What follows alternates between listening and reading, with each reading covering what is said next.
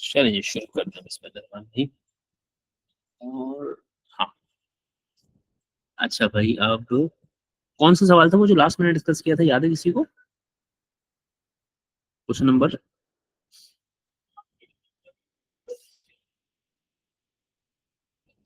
Number क्या था वो आखिरी जो मैंने डिस्कस किया था, याद है किसी को? नहीं सर।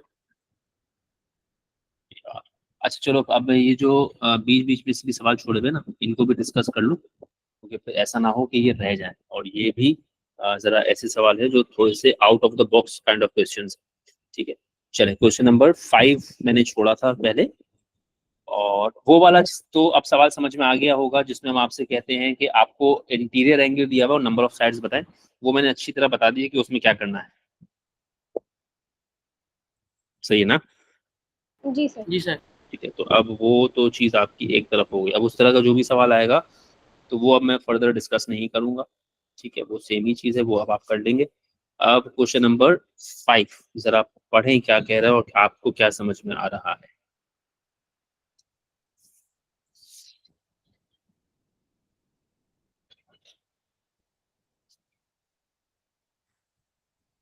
सर इसने हमें इंटीरियर एंगल पी और एक्सटीरियर एंगल के बीच में कनेक्शन दिया हुआ है। फिर ये कैसे हमें एक्सप्रेशन पी के टर्म्स में फॉर्म करें, जो जहाँ पर एक्सटीरियर एंगल जो है वो सब्जेक्ट। वेरी गुड अलियान, करवा दो, शाबाश।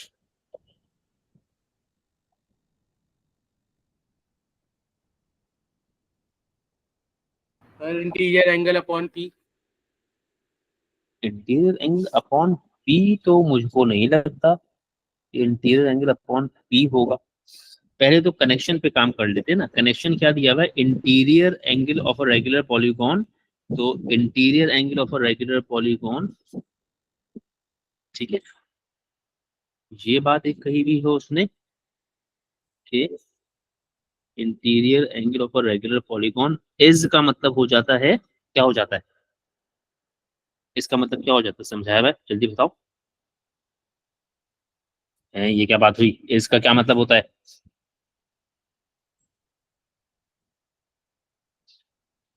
इसका मतलब नहीं पता किसी को?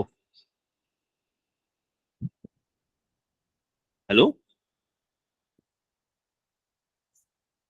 डिस्कनेक्ट हो गया। हेलो, मेरी आवाज आ रही है? जी सर आ रही है। जी सर। अरे तो इसका मतलब बोलो ना, कोई क्यों नहीं बोल रहा?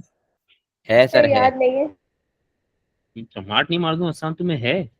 इज का मतलब इक्वल टू, ठीक है।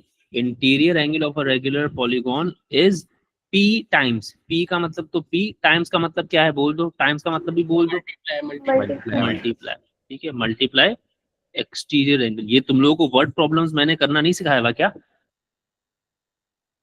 तो इंटीरियर एंगल का मतलब तो हो गया आपका interior angle is equal to pi multiply by exterior angle. तो जो कनेक्शन दिया हुआ है, वर्ड्स को एक्सप्रेशंस में कन्वर्ट करना बताया है मैंने।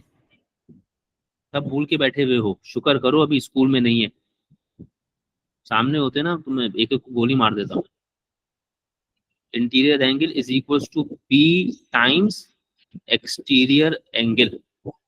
ये बात सही है? जी सर। जी सर। ये कनेक्शन आपको दिया हुआ है।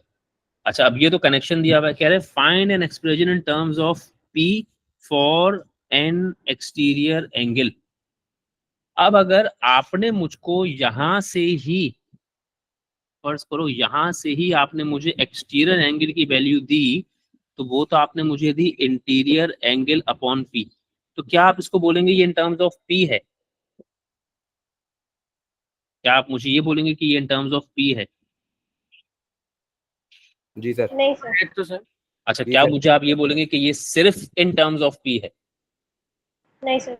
नहीं सर, ये नहीं। इसमें कुछ और भी आ गया ना। जी जी। ठीक है, तो ये तो बात नहीं चलेगी। वो कह रहा है सिर्फ पी होना चाहिए। तो इसी को घुमा कर तो आपने मालूम कर दिया, तो आपको ठेंगा मिलेगा। कुछ और सोचें। सर इंटीरियर एंगल को सब्स्टिट्यूट करेंगे। कहाँ पर? सर जब इंटीरियर एंगल अपॉन पी करेंगे तो इंटीरियर एंगल को भी पी टाइम्स एक्सटीरियर एंगल लिखेंगे। कुछ ऐसा कर दे, लेकिन वो फिर एक्सटीरियर एंगल सब्जेक्ट कैसे बना उसमें, और वो सब कैंसिल हो जाएगा। कैंसिल। जो तुम कह रहे हो, पहली बात तो वो एक्सटीरियर एंगल सब्जेक्ट नहीं बना, दूसरी बात उसमें सब कुछ कैंसिल आउट हो जाएगा। सही। सर ऐसा कर सकते हैं हम कि एक्सटीरियर एंगल को 180 माइनस इंटीरियर एंगल ले लें, फिर जब वो डिवाइड होगा तो शायद वो कैंसिल आउट हो जाए। यानी कि आप कनेक्शन बनाएंगे ना, आपके पास कनेक्शन है interior angle plus exterior angle बराबर 180, पहले तो आप ये बनाएंगे, सही है। मतलब आप क्या बनाएंगे, ये दिया हुआ है आपको। अब इसमें से आपने सब्जेक्ट्स को बनाना है, एक्सटीरियर एंगल को, तो एक्सटीरियर एंगल हो गया 1, अच्छा 180, सबर करो सबर करो, एक्सटीरियर एंगल को अभी सब्जेक्ट नहीं बनाते, पहले इंटीरियर एंगल को किससे रिप्लेस कर दूं, इंटीरियर एंगल को रिप्लेस कर दो, ये वाले इंटीरियर एंगल किससे रिप्लेस कर दो, पी टाइम्स एक्सटीरियर एंगल या एक्सटीरियर एंगल टाइम्स पी, जो भी कहें आप, ठीक है। यहाँ तक बात समझ में आ गई। जी अब यहाँ से एक्सटीरियर एंगल कॉमन लीजिए, तो p प्लस 1 इक्वल्स टू 180, ठीक है। और फिर उसके बाद एक्सटीरियर एंगल को जब आप सब्जेक्ट बना देंगे तो आपका आंसर आएगा exterior angle is equals to 180 upon p plus 1, ठीक है। तो ये मैंने जैसा आपसे कहा कि this is an out of the box question, तो उसको भी मैंने आपके लिए हाईलाइट कर दिया। सही हो गई बात। सर, जब तक सवाल आपसे नहीं बोले कि मतलब 2 वेरिएबल्स डालने तब नहीं डाल सकते एक्सप्रेशन में। मुझे पता है आप ये इसलिए पूछ रहे होंगे क्योंकि कभी कभी आपने ऐसा देखा होगा कि जहां पर आपने नहीं बोलने के बाद भी दो वेरिएबल्स की फॉर्म में आंसर दिया होगा। जी जी ठीक है, वहां पर आपके पास कोई और सिचुएशन रही ही नहीं होती। अब मुझे एग्जैक्टली तो नहीं याद उस तरह के सवाल, लेकिन ऐसे सवाल भी हैं। आपसे उसने कहा होता है एक हाँ मार्क का है तो ये 1 मार्क का है। ये 1 मार्क का है। अब वो तो हमारे लिए बड़ा हैवी ड्यूटी हो गया ना, हम लोगों के स्किल्स बड़े लिमिटेड है ना, ठीक है। वरना इसमें कौन सी बहुत लंबी चौड़ी बात है, ठीक है। मुझे साफ साफ पता है इंटीरियर प्लस एक्सटीरियर 180, इंटीरियर को मैंने रिप्लेस किया और सब्जेक्ट बना दिया, सही है। 1 मार्क के सवाल हमेशा थोड़ी ऐसे होते कि बस ये आप डायरेक्टली आंसर बता पाएंगे, वो तो आपके स्किल्स के ऊपर है ना। आप बहुत सारे सवाल ऐसे हैं जो आप डायरेक्टली कर सकते हैं, यानी कि जैसे तुम हो, तुम डायरेक्टली बहुत सारे सवाल कर सकते हो, लेकिन क्या तुम्हारी क्लास में बैठा हुआ हर बच्चा वो सवाल डायरेक्टली कर सकता है? हर बच्चा नहीं कर सकता, हर बच्चे को कुछ स्टेप करने पड़ते हैं, कुछ कुछ को। तो कहीं कहीं आपके साथ भी ऐसा होगा कि सवाल एक ही नंबर का है, देने वाला उसका आंसर भी एक डायरेक्टली दे सकता है, आप उस जगह पर आप नहीं दे पा रहे, सही है।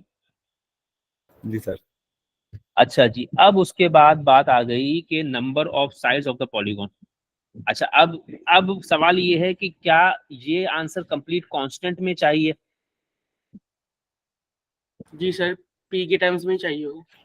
पीजी टर्म में चाहिए कंप्लीट सर। कांस्टेंट में तो नहीं चाहिए ना, नहीं नहीं कंप्लीट नहीं नहीं कांस्टेंट में नहीं। नहीं चाहिए, ये भी answer in terms of p चाहिए। ये वाली statement is for part A and part B both, सही है। स्ट्रक्चर्ड क्वेश्चंस हैं, पहले भी बहुत दफा बात कर चुका हूँ, सही है। तो अब नंबर ऑफ साइड्स चाहिए आपको। अब नंबर ऑफ साइड्स मालूम करने के लिए आपके पास कितने फॉर्मूले, मैंने आपको बताया पॉलीगॉन में कितने फॉर्मूले हैं आपके पास? 3 सर। 3। अब आप सोचिए कौन सा वाला यूज करेंगे? एक्सटीरियर एंगल एक्सटीरियर वाला। एंगल एक्सटीरियर एंगल वाला। एक्सटीरियर एंगल पता करके बैठे में आप, तो आपने कहा exterior angle is equals to, बोलो फॉर्मूला, 360 अपॉन 360 अपॉन एन। अब एन को सब्जेक्ट बनाना है। अच्छा, एन को सब्जेक्ट बाद में बनाएंगे, पहले एक्सटीरियर एंगल की जगह मैं उसकी वैल्यू रख देता हूँ 180 upon p plus 1 is equals to 360 upon n. ये बात सही है। जी सर। अब मैंने ये 180 से 360 डायरेक्टली कैंसिल कर दिया, तो क्या बचा 2। ये मैं सिखा चुका हूँ पहले बहुत दफा, सही। जी सर। अब एन को सब्जेक्ट बनाना है, एन को यहाँ ले जाओ और p प्लस 1 को यहाँ ले आओ मल्टीप्लाई करने के लिए। तो n क्या हो गया, 2 टाइम्स 2p + 2 प्लस 1। अब तुम उसको 2p + 2 लिखो या 2 टाइम्स p + 1 लिख दो, वो तुम्हारी चॉइस है। सही हो गया बात? जी सर।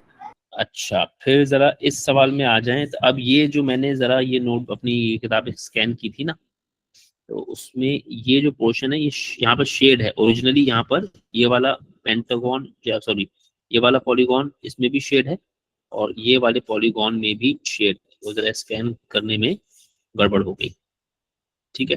तो ये शेडेड है, खैर अब जरूरत है नहीं है, अभी देखते हैं आगे। चलो पढ़ो, शाबाश, ये भी अच्छा सवाल है।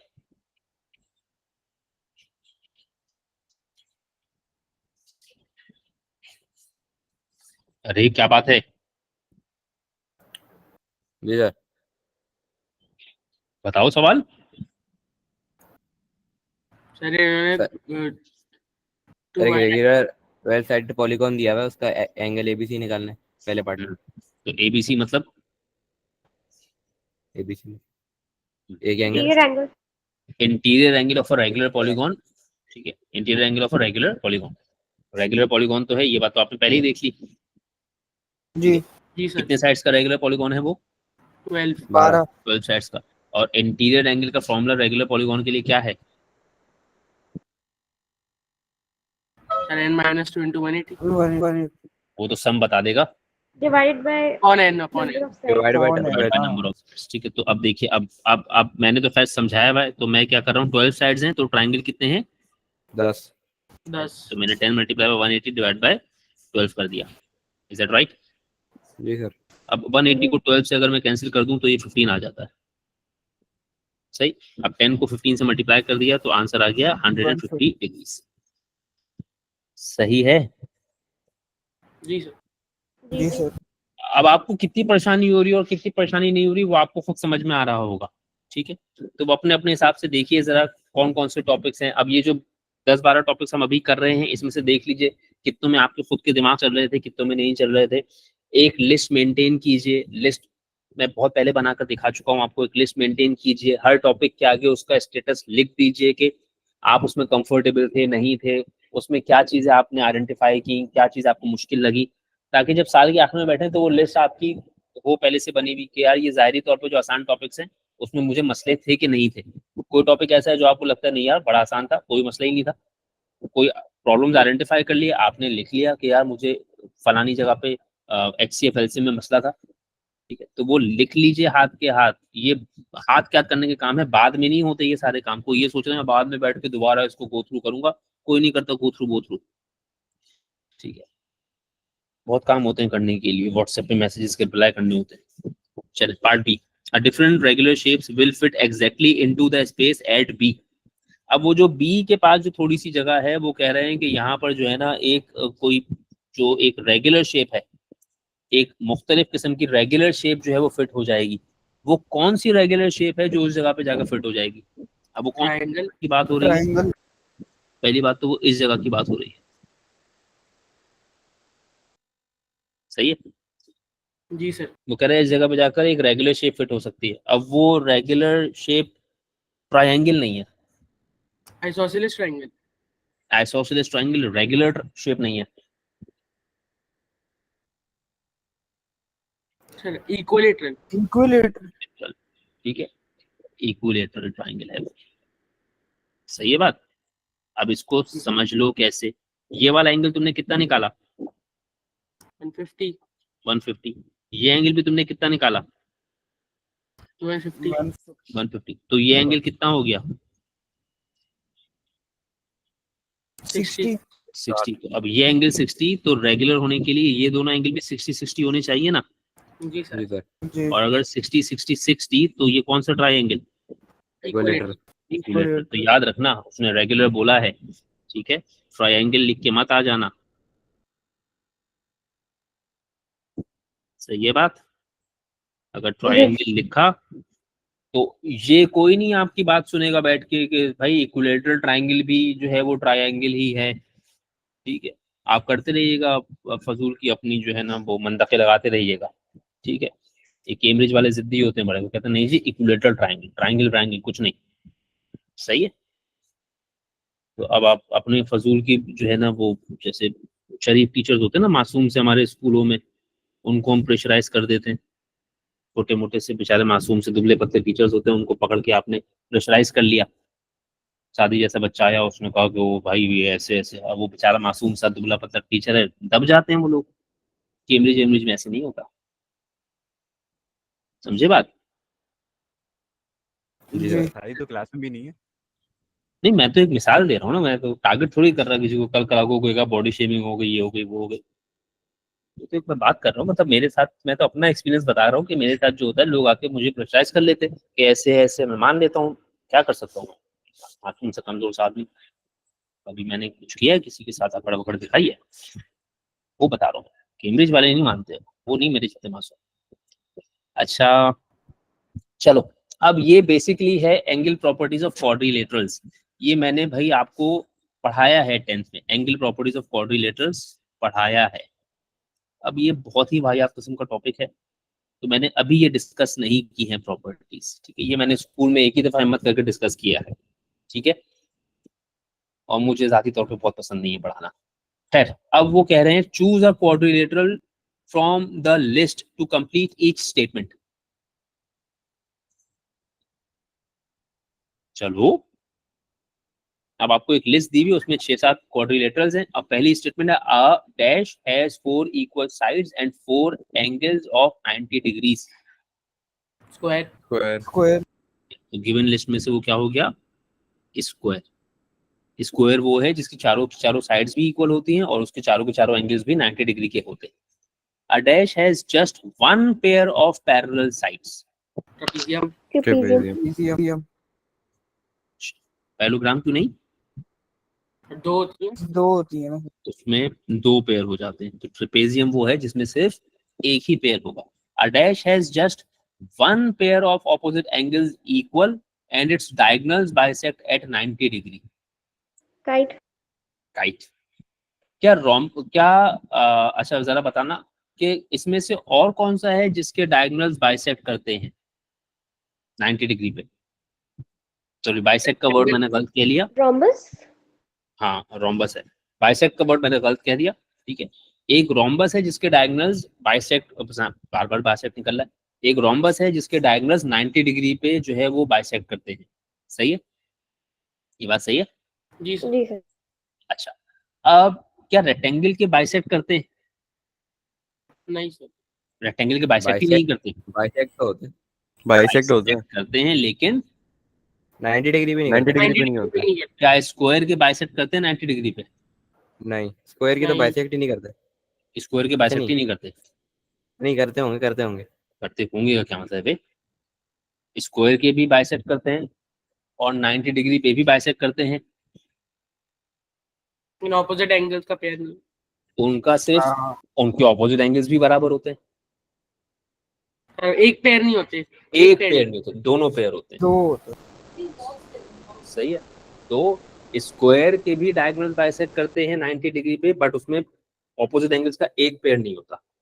रोम्बस के भी बाइसेक्ट करते हैं 90 डिग्री पे, बट उसमें भी ऑपोजिट एंगल्स का एक पेयर इक्वल नहीं होता, दोनों होते हैं। सही है। और ट्रेपेजियम बाइसेक्ट करता है, ट्रेपेजियम बाइसेक्ट करता है, ट्रेपेजियम बाइसेक्ट ही नहीं करता। ठीक है, स्क्वायर हो गया, रोम्बस हो गया। रेक्टेंगल बाइसेक्ट करता है, एंगल करता है। जी रेक्टेंगल बाइसेक्ट करता है 90 डिग्री पे करता है। नहीं सर। जी 90 डिग्री पे करता है अस्मात, रेक्टेंगल 90 डिग्री पे करता है। सर करता है। बाइसेक्ट करता है, 90 डिग्री पे नहीं करता। जी जी ठीक है। पैरेललोग्राम बाइसेक्ट करता है, नहीं करता सर। 90 डिग्री पे करता है। नहीं। अगर किसी पैरेललोग्राम के डायगोनल्स 90 डिग्री पे बाइसेक्ट करें तो वो क्या बन गया? रोम्बस। वो रोम्बस बन गया। सही है, ये ख्याल रखिएगा कि फिर वो पैरेललोग्राम नहीं रहा। सही बात। जी इन सर। सब चीजों को बनाकर देख लें, अगर तसल्ली नहीं हो रही, रेक्टेंगल में डाउट है कि नहीं यार रेक्टेंगल क्यों नहीं कर रहा, बना लें, चीजें बनाकर मेजर कर लें, आपको ज्यादा बेहतर समझ में आ जाएगा। मेरी बात पे सिर्फ भरोसा मत किया करें, ठीक है, कभी कभी चीजें बनाकर देख भी लिया करें। ठीक है। अब ये वाली वीडियो जब सेव करो अपने पास, तो उसमें लिख लेना इसमें क्वाड्रिलेटर की प्रॉपर्टीज थोड़ी सी डिस्कस की है, ताकि याद रहे कि क्वाड्रिलेटर की प्रॉपर्टीज आज की क्लास में डिस्कस की थी। ठीक है, मुझे भी याद रहेगा तो मैं मेंशन कर दूंगा साथ में, क्वाड्रिलेटर प्रॉपर्टीज डिस्कस्ड। अपने पास भी सेव कर लें, ये सब चीजें कहीं पर काम आएंगी। ये सब चीजें आखिर में फिर लोग पीछे भागते रहते हैं, और हम लोग भी भागते रहते हैं। हम लोग उस वक्त पैसे के पीछे भाग रहे होते हैं, ठीक है, आप लोग हमारे पीछे भागते हैं, हम पैसों के पीछे भागते हैं, तो जीतते फिर हम ही। समझे बात? इन छोटी छोटी बातों के लिए टीचर्स के पीछे भागते हैं साल के आखिर में लोग, और टीचर्स उस वक्त नहीं आते हाथ में, याद रखिएगा मेरी ये बातें। चले, अच्छा यार ये ना बहुत खराब स्लो चल रहा है, तो ये मैं जब से वो लिया है ना, एक तो यूज करना वो आ नहीं रहा, बदतमीजी कर रहा है इतनी, सेट ही नहीं होके दे रहा, ये मुझे बुरा लगना शुरू हो गया। ओए ओए ओए ओए, ये आ गया बेहतरीन सवाल। चलो चलो चलो चलो भाई चलो, क्वेश्चन नंबर 15।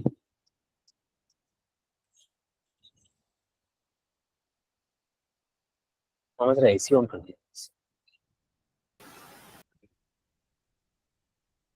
बता दो यार, कोई तो बता दो, क्वेश्चन नंबर 15 तो सर बता 10 दो। हो जाएगा और फिर 20 हो जाएगा। सी ए बी तो 10 हो जाएगा, ठीक है ना, सी ए बी तो आपका सीधा सीधा 10 हो जाएगा। और आप इसमें मेंशन, क्या रीजन मेंशन करेंगे मेरे भाई? Isosceles triangle. ट्रायंगल, ये क्या मेंशन किया, ये क्या base mention angle base angle base of an angle of isosceles. Base isosceles. Angle of isosceles triangle, ठीक है। अब पिटने वाले काम नहीं करो, मैंने 50 दफा लिख दी है प्रॉपर्टीज तुम लोगों के सामने, बार बार नहीं लिखूंगा मैं, ये प्रॉपर्टीज ढंग से लिखना आनी चाहिए है, ठीक है। तो 10 डिग्री और कैलकुलेशन के स्टेप्स शो कर देना तमीज से, ठीक है, बाकी मर्जी। फिर उसके बाद है सी बी पी, चलो सी बी पी भी बोल दो, 20 20 डिग्री, 20 वजह बोल दो। Angle on exterior straight angle. Exterior angle की प्रॉपर्टी भी लगा सकते हैं आप, और एंगल्स ऑन स्ट्रेट लाइन भी लगा सकते हैं, अब वो आपकी चॉइस है। अब अगर आपने angles on straight line mention किया होगा तो वर्किंग उसके अकॉर्डिंगली शो की होगी, अगर आपने एक्सटीरियर एंगल वाली प्रॉपर्टी या रीजन मेंशन की होगी तो वर्किंग उसके अकॉर्डिंगली शो की होगी, ठीक है। दोनों चीजें हैं, क्या याद करोगे, मैं दोनों लिख देता हूँ। एक, आपने मुझे क्या बोला, C B P is equals to 180 minus 160 which means 20। अब जिसने ये किया है उसने क्या रीजन मेंशन की है, angle on straight line. Angles on a straight line, ठीक है। और अगर किसी ने ये नहीं किया है तो उसने ये किया है, और ये आमतौर पे लोग नहीं करते, रीजन नंबर 2 आमतौर पे लोग नहीं करते। खैर अगर वो करेगा कोई तो वो क्या वर्किंग शो करेगा, C B P is equals to 10 plus 10 which means 20। और फिर वो क्या रीजन शो करेगा, exterior angle is equals to sum of opposite interior angles. ये मैंने जब पढ़ाया था उस वक्त भी कहा था कि ये वाली प्रॉपर्टी आमतौर पे लोगों को पता भी नहीं होती, ठीक है, लोग नहीं यूज कर रहे होते ये वाली प्रॉपर्टी, ठीक है। तो खैर अब अगर यूज कर रहे हैं तो फिर इसको मेंशन भी करना सीखिए। ये दो तरीकों से हो सकता है सवाल है, समझ आ गई बात? तो ये तो आंसर हो गया 20। अब आ जाओ मेरे भाई डी क्यू आर पर। सर ये तो एक मार्क है ना, इनमें हमें रीजन लिखना जरूरी थोड़ी है ना? हाँ जरूरी तो नहीं है आशीष, यही तो मैंने कहा कि हम जब पेपर में करेंगे तब हम रीजंस नहीं लिखेंगे, ठीक है। लिख दे तो वो बहुत अच्छी बात है, हर्ज कोई नहीं है लिख देने में, ठीक है। वरना रिक्वायरमेंट तो अगर सिर्फ मार्क को देखो ना तो रिक्वायरमेंट तो सिर्फ और सिर्फ 10 और 20 लिख देने की थी, ये बिल्कुल लीस्ट रिक्वायरमेंट है, आप इस पे आपको नंबर मिल जाता है, ठीक है। लेकिन एक तो मैंने कहा था कि जब आप तैयारी कर रहे हैं, पढ़ रहे हैं, सीख रहे हैं, एक तो तब अपने काम में रीजंस को शामिल कीजिए, ठीक है। पेपर्स अभी अभी तो पेपर नहीं दे रहे ना, तो अभी तो आप लर्निंग के पर्सपेक्टिव से सीख रहे हैं, तो अभी तो आप स्टेप्स भी करें, रीजंस भी लिखें, ठीक है। तो एक तो ये बात है, दूसरी बात ये अगर पेपर में आप लिख देते हैं तो ये अच्छा ही इंप्रेशन डालेगा, ठीक है, आपके लिए बेनिफिशियल हो सकता है, सही है। वरना तो खैर लीस्ट रिक्वायरमेंट है कि आंसर लिखा, बात खत्म हो गई। लेकिन ये पेपर में, और वो भी सीआईएस के पेपर में, मेरे पेपर में नहीं, मेरे पेपर में तो नहीं लिखोगे, मैं तो नंबर नहीं दूंगा।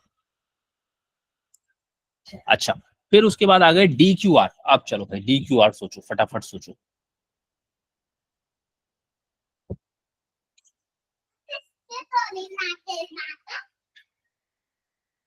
बता दो आज क्या बात है। सर डीपीए निकालना पड़ना है। डीपी नहीं, दोबारा बोलो स्मार्ट, आवाज नहीं आई। सर डीपीए निकाल, नहीं नहीं नहीं, एक सेकंड, पी सर डीपीबी कितने मार्क्स निकालने तो हो जाएगा। एक मार्क का सवाल है ये, डीपी बी निकालूं तो आ जाएगा, तो डीपी, तुम डीपी बी कह रहे हो, जी, डीपी बी निकालूंगा तो डी क्यू आर आ जाएगा। क्योंकि ये भी आइसोसेलेस है ना, तो फिर काम होगा। ये आइसोसेलेस है कौन सा, DPB? सर अच्छा यूसुफ, नहीं नहीं, एक second. Sir triangle BPC isosceles है? नहीं, ऐसा सवाल ने तो कहीं भी नहीं कहा।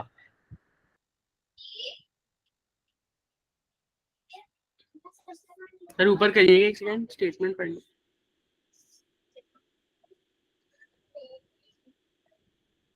अच्छा, each interior angle is 160। Interior angle is 160। हाँ ये कहा है उसने, ये तो खैर नजर भी आ रहा है। सर ये तो रेगुलर पॉलीगॉन है, ये तो खैर नजर भी आ रहा है, इस पे तो मार्क्स भी दिए हुए। Each interior Yusuf, angle 160। हाँ बोलो, शाबाश। सर BAC निकाल सकते हैं हम, क्या निकालना ट्रायंगल है, क्या निकालना है? BAC? BAC निकाल सकते हैं, वो निकाला हुआ नहीं हमने ट्रायंगल पहले ए, से? ए, अच्छा निकाला हुआ है। अच्छा भाई फिर पहले हम पार्ट में तो हमने निकाला हुआ है ना। CAB वैल्यू एंगल CAB देखो, एंगल CAB निकाल सकते हैं हमने BC हमने की। हमने हमने ये निकाला हुआ है। ये कितना था? नहीं सर, मैं 10 डिग्री। DAC एंगल DAC, अच्छा, DAC निकाल सकते हो, निकालो। मतलब DAP पूरा निकाल लें, DAP पूरा निकाल लें। DAP पूरा निकाल लें, चलो तो जी, DAP पूरा निकाल लो, मुझे कोई एतराज नहीं है। तो वो 20 डिग्री हो जाएगा। वो 20 डिग्री किस खुशी में हो जाएगा? अच्छा आइसोसेलेस नहीं है DPA ट्रायंगल, DPA आइसोसेलेस है। तो फिर हमें BPC पता है 140 डिग्री है। हमें BPC पता है 140 डिग्री है, और ये हमें कैसे पता है मेरे भाई? सर क्योंकि CBP 20 डिग्री है ना। CBP 20 है, तो CBP 20 है तो BCP भी 20 है। आइसोसेलेस थोड़ा नहीं वाला। ये आइसोसेलेस नहीं है। तुम बताओ ना यार, मैं तो तुमसे पूछ रहा हूँ, है तो मैं लिख दूंगा। तुम मुझे रीजन बता दो कि ये इस वजह से आइसोसेलेस है, मैं मान लूंगा। नहीं होगा सर। सर सर DQA 160 नहीं होगा ना? BQA, BQA नहीं, DQA। DQA 160 क्यों होगा? ये DQ तो आपके पॉलीगॉन की साइड ही नहीं है ना। पॉलीगॉन की साइड्स तो मेरे भाई ये वाली हैं, ये, फिर ये, फिर ये, और ये, इतना है इसमें पॉलीगॉन, बाकी तो सब कचरा है इसमें।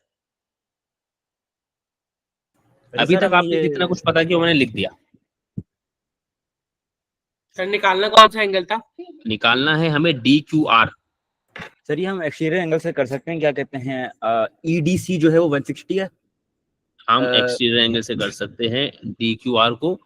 अब EDC कहाँ पर है, पहले तो मुझको वो देखने दो। EDC, EDC 180 है, EDC 180 है, 160 EDC 160 है। Very good. सही है। और जो आपका QDP होगा वो 180 माइनस 160 हो जाएगा, तो वो 20 हो जाएगा। ठीक हो गया। और यहाँ पे हमें PBC ट्रायंगल में 20 डिग्री पता है, और फिर वो दूसरा वाला भी 20 डिग्री होगा, क्योंकि वो भी DC भी जो है वो भी 160 है, उसको 180 से माइनस करेंगे तो वो भी 20 आ जाएगा।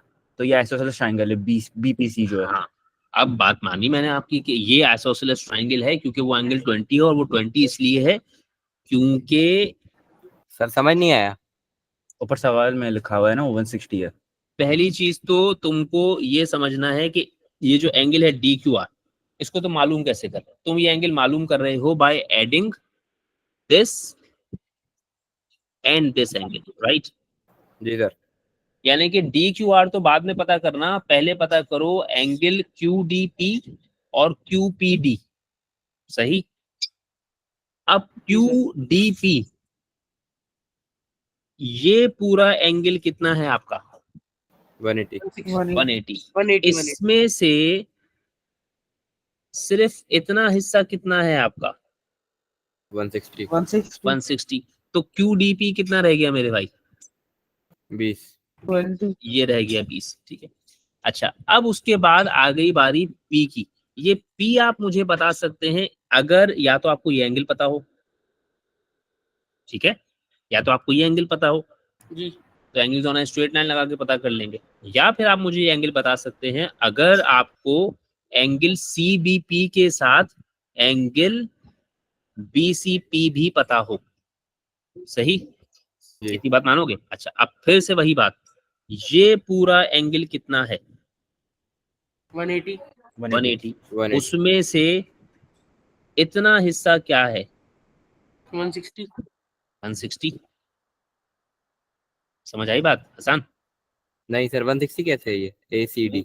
ये दो पॉलीगॉन की दो साइड्स के बीच का एंगल नहीं है, BCD की बात कर रहा हूँ, ACD की बात नहीं कर रहा। सही सही सही सही ठीक समझ आ है, गया सर। BCD की बात कर रहा हूँ। ठीक है, सही है। ये भी 160 है, तो C का ये वाला जो एंगल है ये कितना हो गया? 20। हो गया। सही है। वही बात है जो आप कह रहे थे कि ये आइसोसेलेस है, मैंने मना तो एक दफा भी नहीं किया, मैंने आपसे पूछा रीजन बताया मुझे, आपने रीजन बताया ही नहीं। जी सर। ठीक है, तो अब ये वाला एंगल पता लग गया और ये वाला एंगल पता लग गया, तो ये जो P है ये कितना आ गया? 40। अब ये वाला 40 और वो वाला 20, तो ये वाला एंगल क्या हो जाएगा? 40 हो गया। Plus 20 which means 60। ठीक है, ये मैंने हाईलाइट कर दिया सवाल।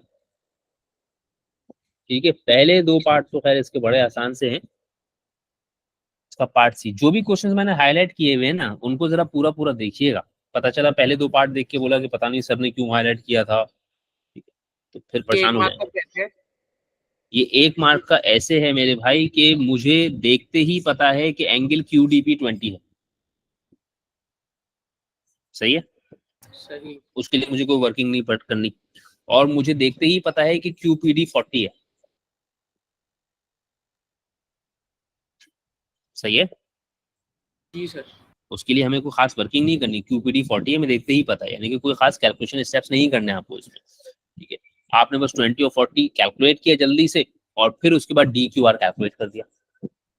अब वो एक अलग बात है कि इसमें काम बढ़ाने के लिए लोग पहले इंटीरियर एंगल DQP पता करें और फिर 180 में से माइनस करें, तो फिर वो अपने लिए काम बढ़ा रहे हैं। सही है, समझे बात? जी सर। जी तो ये है, थोड़ा सा कभी कभी चीजें होती हैं, ये थोड़ी अब एकदम एक मार्क का हलवा ही हलवा आता रहेगा। अच्छा, अब ये तो आपने कर लेना है, ठीक है, और अगर अब भी ये नहीं कर सकते तो फिर तो खैर बेकार ही है आपका मतलब पढ़ना। 16 आप कर लेंगे, क्या ख्याल है? अरे बोलो। जी जी सर। अच्छा, 18 मैंने आपको दिया था, यकीनन नहीं किया होगा किसी ने। देखा, ये तो हाल है इस फॉर्म का। जल्दी से बताओ एक्स कैसे मालूम किया? 2 नंबर का सवाल है।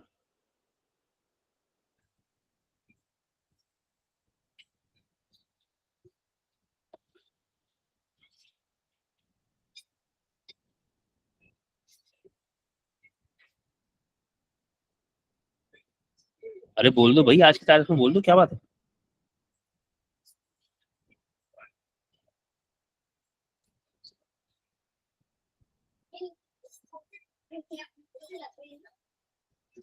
सर पहले तो हम पूरा BAD निकाल लेंगे।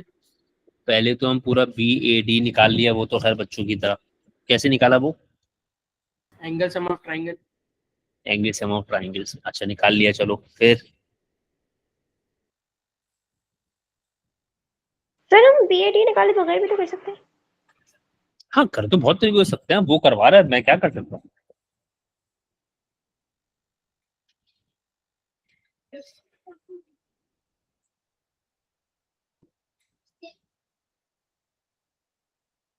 सर मैं बताऊं? बोलो। सर CAD जो है हमें पता है 45 है, क्योंकि ट्राइंगल AD जो CAD है वो 45 है। आइसोसेलेस राइट एंगल ट्राइंगल है, तो वो 45 है। और एंगल BDC वो 25 डिग्री है।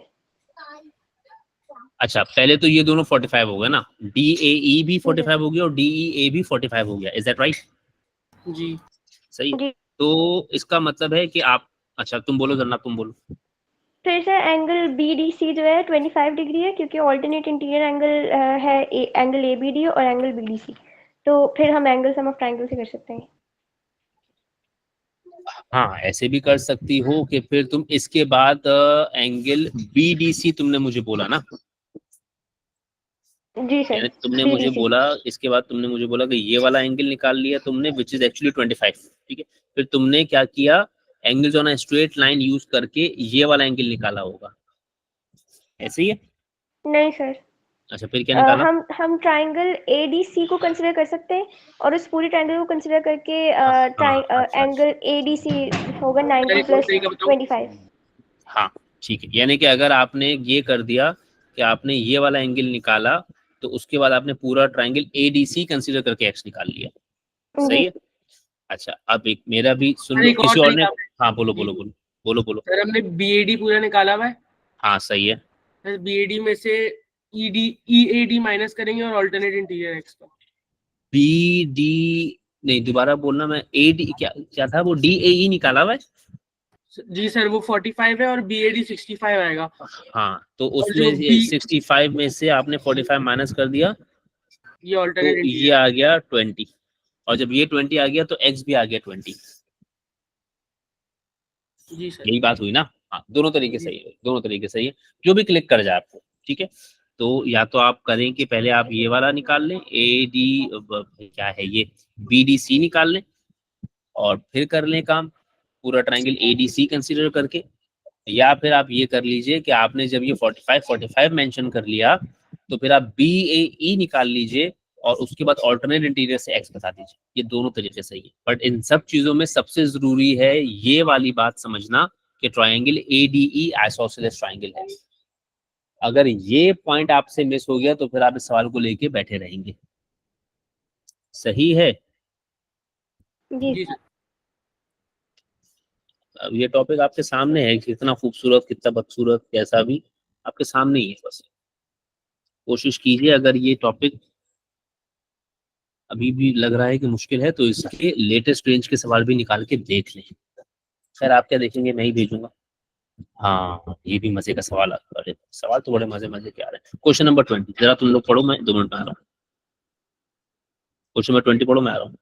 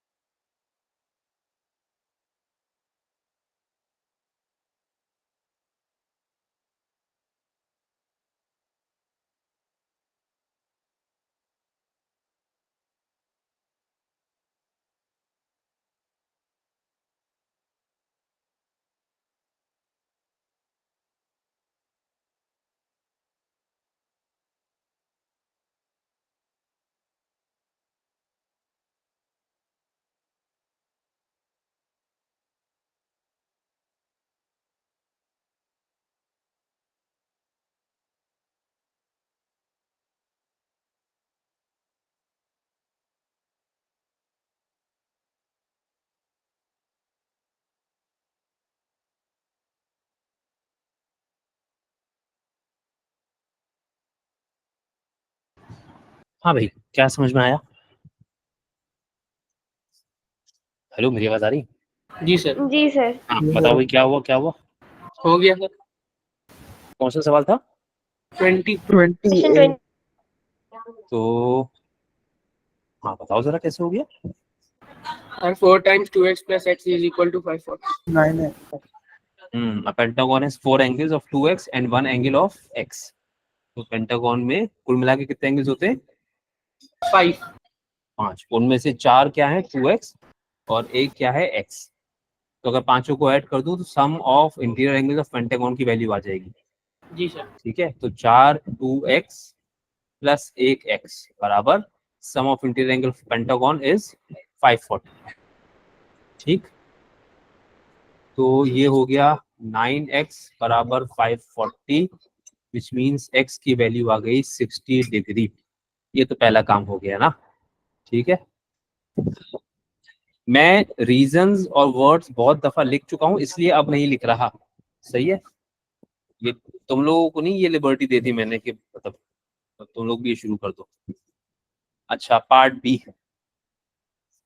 हाँ भाई, ये क्या बात है? कौन? हाँ कराओ ना, क्या बात है ये? सर DCF इनका एक्सटीरियर एंगल है। हाँ?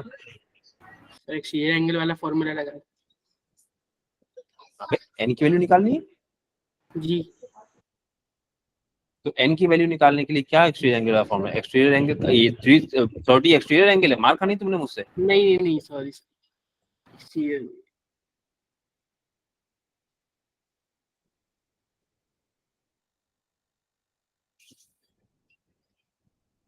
ये नहीं हुआ तो हुआ क्या था फिर? 8 सर। माशाल्लाह। इससे एक्सटीरियर मैं क्यों बताऊं? सर ये 2 मेथड से हो सकता है। एक तो हम ये BC वाली लाइन को एक्सटेंड कर सकते हैं, तो 30 जो है वो डिवाइड बाय 2 कर देंगे तो 15 हो जाएगा एक्सटीरियर एंगल। यानी एक तरीका तो ये है कि आप पहले एक्सटीरियर एंगल जी। पता कर लेना। आपका ये 30 जो है ये एक्सटीरियर नहीं है, आपने 30 को डिवाइड कर दिया 2 से तो आपको एक्सटीरियर एंगल पता लग गया। ठीक है, तो मैं ये दोनों जी मेथड सर। कर दे रहा हूँ। चलो भाई, लिखना ही बंद हो गया। किसी को नजर आ रहा है? अच्छा आ रहा है। पहला मेथड आपने क्या किया कि 30 को डिवाइड बाय 2 कर दिया तो आपने क्या निकाल लिया? एक्सटीरियर एंगल निकाल लिया 30 अपॉन 2 विच मीन्स 15। ठीक है, जी सर। और फिर उसके बाद आपने एक्सटीरियर एंगल का फॉर्मूला उठाया 360 अपॉन n और इससे आपने n की वैल्यू निकाल ली 360 डिवाइड बाय 15। समझ आ गई बात? जी सर। तो वो आ जाएगा 24। एक तरीका, दूसरा भी बोलो जनाब, शाबाश। सर वो इंटीरियर एंगल निकाल सकते हैं, क्योंकि एंगल BCD और BCF दोनों सेम है, तो एंगल एट अ पॉइंट वाली प्रॉपर्टी लगा के हम 360 माइनस 30 अपॉन 2 कर सकते हैं, तो तो ये 165 आ जाएगा, फिर उससे भी निकाल लेंगे। 165 कैसे आएगा? हाँ सॉरी 165 आएगा। 165 आगे, एक इंटीरियर एंगल आगे 165। सही है, और फिर इंटीरियर एंगल वाला फॉर्मूला आपने लगा दिया जो कि क्या है? Interior angle equals to n-2 multiply by 180 upon n। इससे भी निकाल सकते हैं। जाती तौर पे मैं इसको बड़ा नापसंद करता हूँ क्योंकि इसमें गलती होने का चांस ज्यादा होता है। समझ आई बात? जी। अच्छा भाई, उसके बाद 21 हमने कर दिया था पूरा।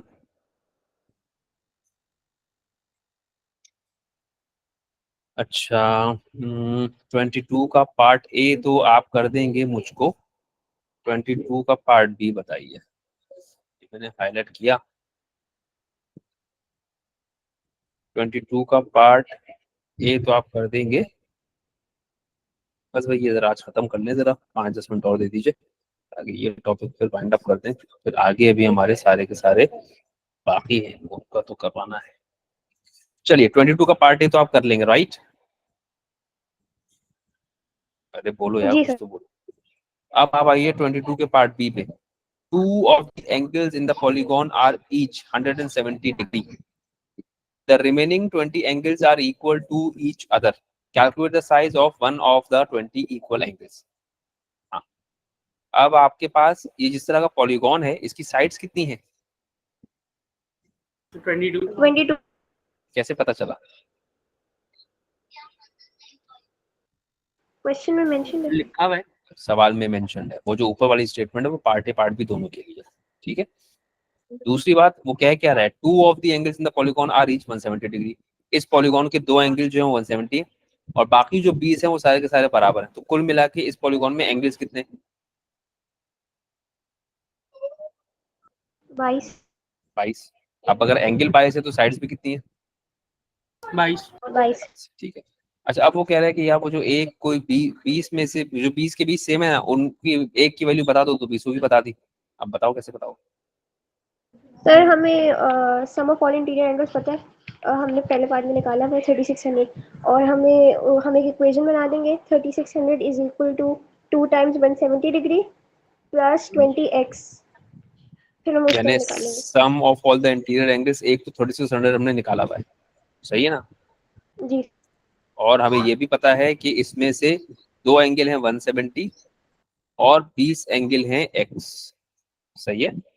अब इसको सॉल्व करेंगे तो x की वैल्यू आ जाएगी। ये बात सही है? जी सर। ठीक है, तो ये भी जरा देख लीजिएगा। सही। अच्छा, फिर आइए जरा, कितने सवाल कितने हैं इसमें?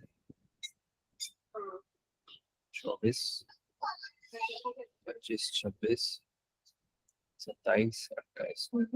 ओफो, चलो चलो चलो चलो, बस सबर कर लो, थोड़ा सबर कर लो, आज इसको वाइंड अप कर दो प्लीज। किसी को अगर जाना वाना है तो फिर वो रिकॉर्डिंग देख लेंगे, जरा वाइंड अप कर दें आज। अब क्या है भाई? हाँ चलो जल्दी पढ़ो जल्दी पढ़ो, ये आखिरी सवाल है जो तुम लोगों से करवा रहा हूँ, बाकी में जल्दी कर दूंगा। Sir angle that at a point हो जाएगा पहले तो। हाँ, तो 20 GD तो एंगल एट अ पॉइंट हो गया। तो जी जी 360 में से आपने 250 माइनस कर दिया, तो भैया सर, ये 3D जैसा क्यों बना हुआ है? अब ये बना हुआ है तो वो उनकी मर्जी, उन्होंने बनाया, मगर ये 3D है नहीं। ठीक है, जी सर। तो ये तो पहला पार्ट हो गया आपका। तो 360 में से 250 माइनस कर दिया तो ये आ गया 110। उसके बाद अच्छा, आप लिखते भी जाओ भैया कि 110। चलो चलो, शाबाश शाबाश। ABG कहाँ पर है? सर कहाँ है ABG? हाँ ABG बोला, चलो चलो ये ये तो। रहा sir. Sir angle A B G एक पैरेललोग्राम में, तो एफ जी और ए बी जो लाइंस है साइड है वो पैरेलल है एक दूसरे के, तो हम इंटीरियर एंगल वाली प्रॉपर्टी लगा देंगे और एंगल ए बी जी आ जाएगा 50 डिग्री। यार ये पहले पढ़ लेंगे आप अगर, तो आपको समझ में आ जाएगा कि ये सारे के सारे जितने भी 4 साइडेड फिगर्स देख रहे हैं, ये सारे के सारे पैरेललोग्राम्स हैं, सही है। तो अब ये वाली लाइन इसके पैरेलल है, ठीक है। तो ये 130, तो ये 180 माइनस 130 इंटीरियर एंगल की प्रॉपर्टी, इज दैट राइट? सही है बात? सही। अरे बात समझ में आई? जी सर। फिर आ जाओ HFG, कहाँ है HFG? HFG, HFG हो गया ये पूरा एंगल, शाबाश शाबाश शाबाश। सर ये जी एफ है तो 50 हो जाएगा। इतनी लंबी नहीं करो यार, इतनी लंबी नहीं करो, बहुत एकदम ऐसे ही बैठे बैठे आंसर है ये तो। वैसे 50 130। टमाट। 110। आसमान आवाज कट गई, 110 नहीं। अच्छा, तुम अपनी वो वाली कहानी तो सर ये सुनाओ कि तुमने BGHS क्या किया, मुझे AFG 50 कर दिया। क्या है? सर ये जो HFGB है ये पूरा ट्रेपेजियम हम कंसिडर कर सकते हैं। HFGB, हाँ कर तो सकते हैं।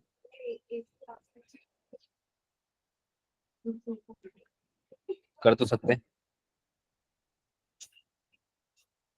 यार, कमाल है, मुझे सिर्फ मुझे क्यों नजर आ रहा है ऐसा? सर एच एफ और जी डी पैरेलल लाइंस है। बोल जी है सर पैरेलल लाइंस है तो 120 डिग्री हो जाएगा एच एफ जी बी। 120 हो गया, बस बात खत्म हो गई। ऑल्टरनेटिंग 120 इंटीरियर हो गया, एंगल्स।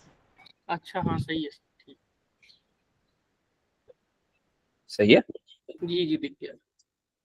मैं कह रहा हूँ कि भाई सिर्फ देखने वाला सवाल है, इसमें तो कुछ करना ही नहीं है, बस रीजन लिख दीजिएगा इसकी। समझ आई बात? जी सर। फिर उसके बाद FHA,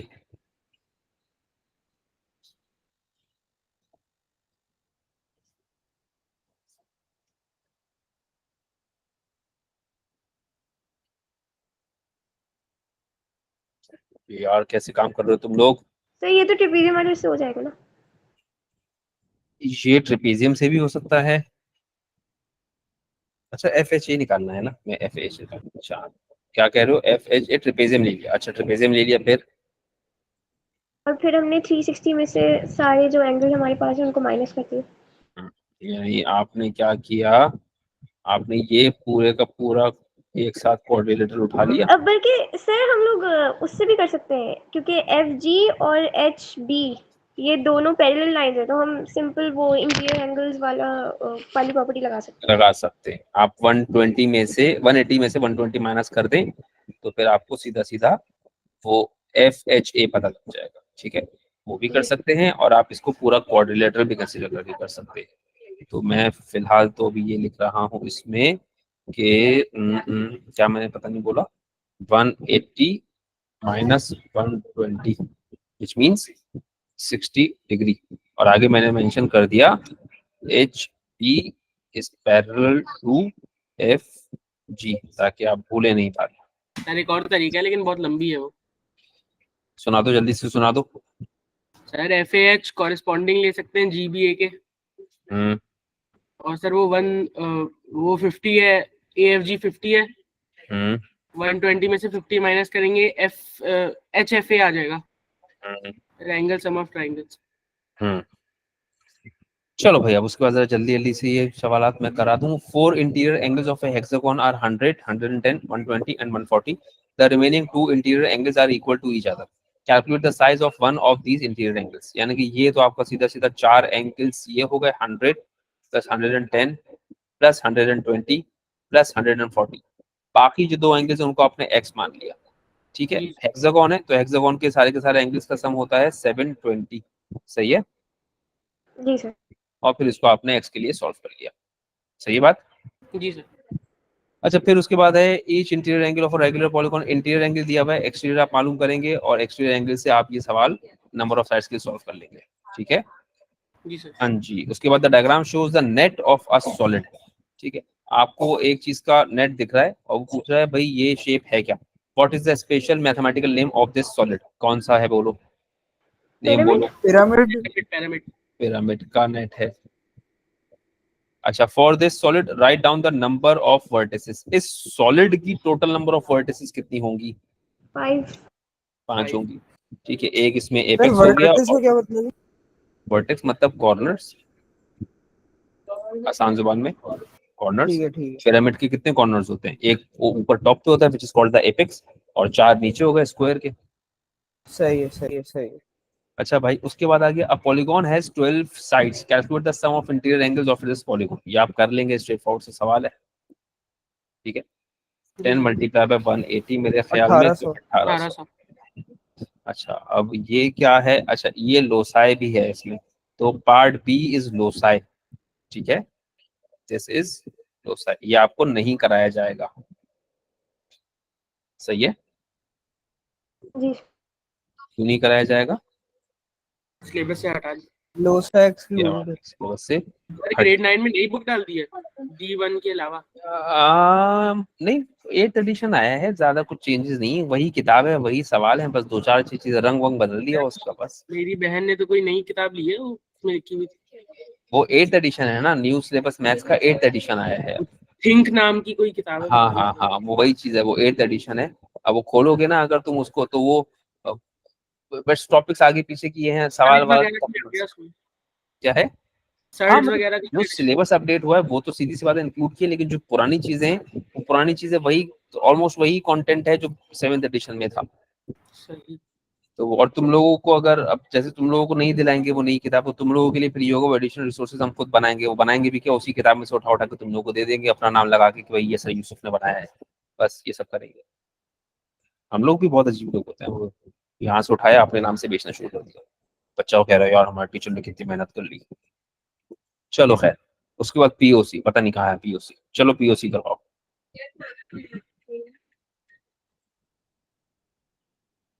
चलो पीओसी करवा दो, क्या बात है ये।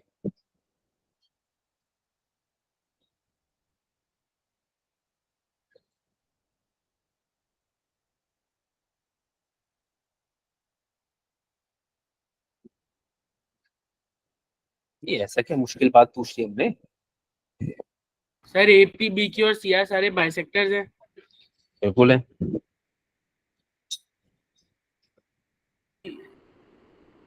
सर तो मतलब ये जो ओ सी पी है ये भी 22 है। ओ सी पी भी 22 है, ये तो बिल्कुल चलो हाँ मैं bro। यानी कि ये 22 है, जी सर। सही है। ये 31 है जी और ये 37, ये तो मैंने बता दिया आपको बात। अब आगे